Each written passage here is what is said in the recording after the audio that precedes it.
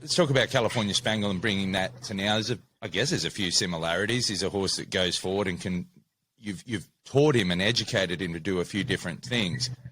Something you said earlier in the interview that is interesting, though, given that you're the Hong Kong Mile champion, you won that race on his merits. Yeah, it was a great ride, but the horse won the race. You're probably going to be the outsider here. I think. Yeah, it's interesting, right? I think I'll probably be second favourite, I think. Just because the horses I ride carry so much weight in the market, right? There's so much expectation that I'm just going to win every race that I go out there on, and a lot of horses that I ride start false favourites, and they're way shorter in the market than they should be.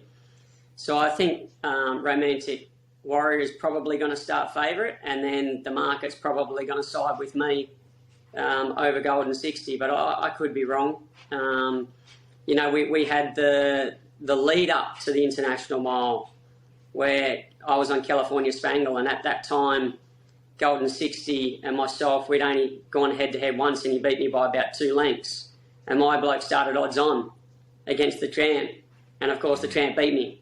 So then in the International Mile, the market corrected itself, and people, instead of just looking at what horse I was riding, actually looked at the form of the horses, and then the market sided with Golden 60, and then I was able to pull out the surprise, of course. But I think the way this race maps from the barriers that they're drawn, I think it's good that Beauty Joy is drawn barrier 1, because then he's going to be locked away in on the fence. He can't make that mid-race move. He can't do something silly that he has been doing.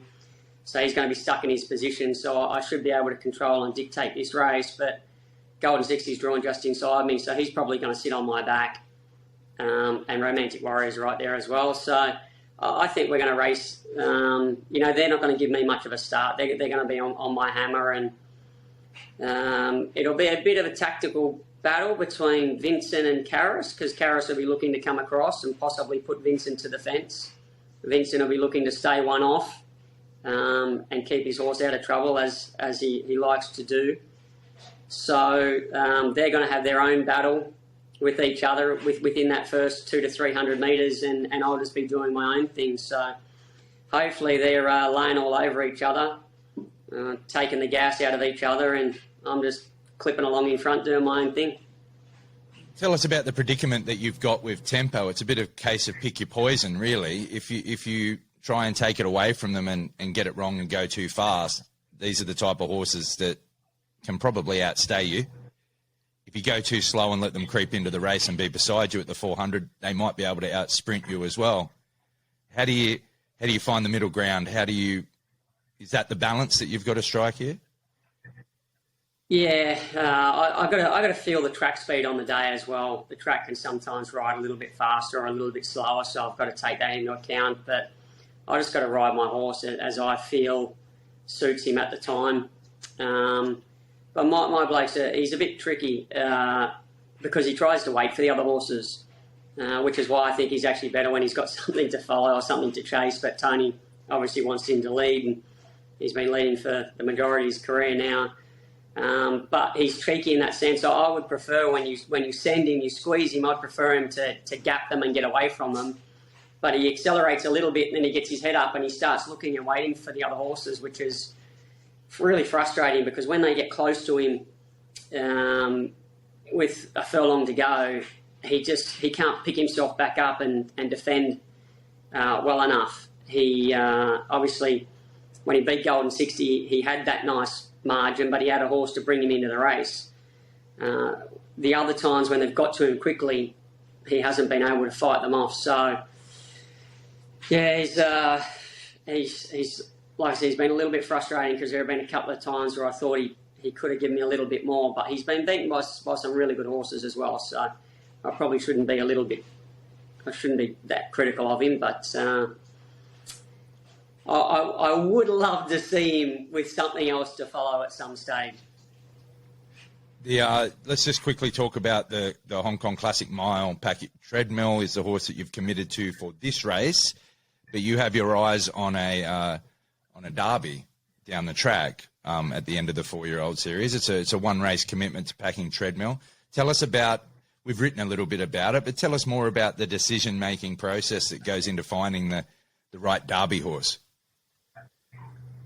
Yeah, so over the last decade, 10 or 12 years, I've always sacrificed the Classic Mile and to some degree the Classic Cup to try and pick which horse I thought was going to be best suited for the Derby, to try and win the bigger race, knowing that the horse I picked might be beaten for a turn of foot or might be able to take the right position in the Classic Mile.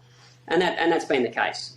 And then I've got to the Derby and I've run, apart from the time I won it, of course, I've run second and third in it basically every year for the last decade, barring one horse who bled and I pulled up. So this year I thought I'm going to approach it differently. I'm going to try and find a horse which I think is suited to the Classic Mile to give me a good chance to win it. And then I think all the form lines meet in the Classic Mile. Up until this point in time, the horses are coming into it from different directions, so it's really hard to line them up. But after this weekend, when the majority of the field raced against each other, the picture becomes very clear. So I'll assess how my horse goes. I don't think he's going to go beyond the mile, so I'll be looking for something else in the 1800 and then the Derby. And that horse will put his hand up for me anyway. We'll all be able to see it. And then it's just a matter of whether I can get on that horse going forward. Now, if it had been last year and the previous years, I probably would have committed to Beautyverse because I think he's a definite top 3 chance in the Derby. He lacks a little bit of a turn of foot, but he's going to run the trip. I like the way he relaxed last time. He's actually drawn a good gate this week, so he's a chance in this race anyway.